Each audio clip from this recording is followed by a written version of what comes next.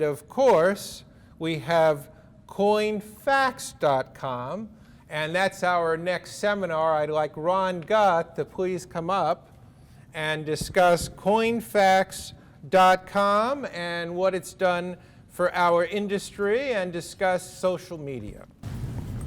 This is a mini seminar, so I won't spend too much time on this, but I just want to give you the history of CoinFacts. In 1999, which is 20 years ago, it's hard to believe I'm that old, but I started a small website called CoinFacts, and basically it was a way for me to condense my physical library into a website. I started with a structure of US coins, denominations, dates, and mint marks, and then just fleshed it out.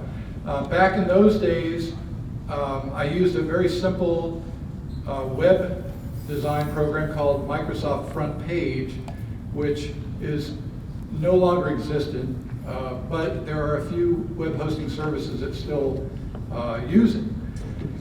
It was very simple, very easy to use.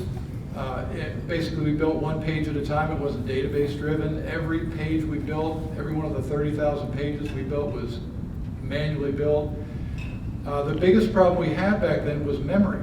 Memory at that time was very expensive. And so as I started throwing more and more pictures on there, all of a sudden I started bumping the limits of the available memory. Well, fortunately, as CoinFacts grew, so did the price of memory came down. So anytime I needed more memory, I was able to get it for not much more money. So if that had not been the case, I wouldn't be talking to you today.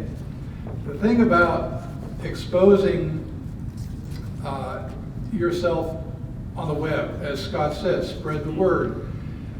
When you become a writer or a blogger or a website developer, CoinWeek, HA.com, you get recognition. People see what you're doing. We have in our audience Brianna Spurrier. I don't know if you've seen her work yet.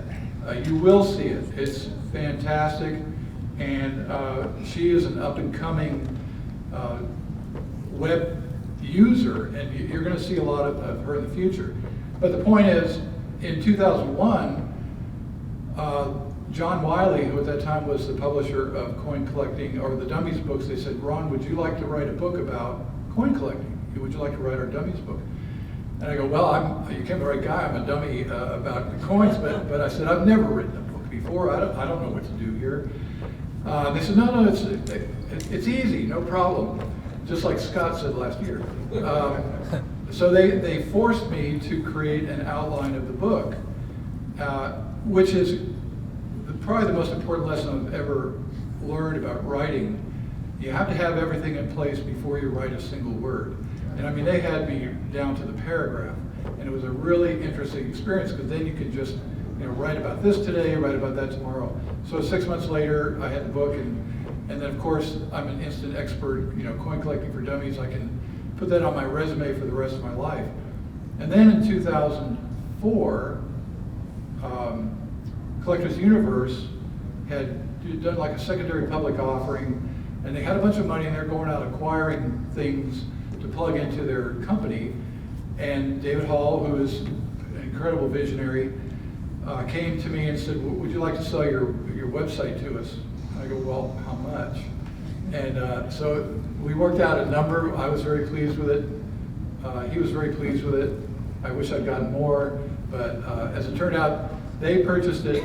And then from that, I became director of numismatic research for PCGS, and then eventually became its president. And then 2008, we said we got to really start focusing on PCGS CoinFacts, which was branded at the time.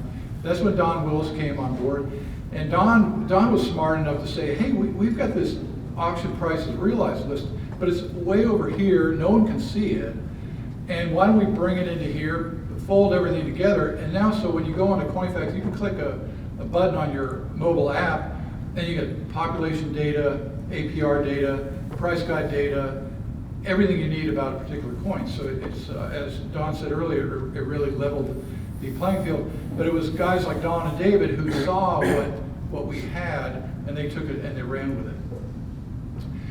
In the early days of web development, the best way to get exposure was to go to a similar website like ANA or ANS and say, would you like to share links? You know, I'll put your link advertising your website on mine if you'll put mine on yours. And that was a really good way to develop traffic, because the whole thing about the internet is eyeballs. You know, how many people can you get to see your website? So that was how we did it back then. Nowadays you have to advertise on Google, pay for keywords. It's very expensive, a lot more difficult to get noticed, because guess what? There's not just one CoinFacts anymore. Now there's hundreds and thousands of websites, blogs, vlogs, YouTube channels, everything. So it's hard to get noticed. You have to be really talented like Brianna to get noticed. But if you're good, you will get noticed. Oh, analyzing online traffic, it's important to know where your visitors are coming from so that you can actually develop your website around that.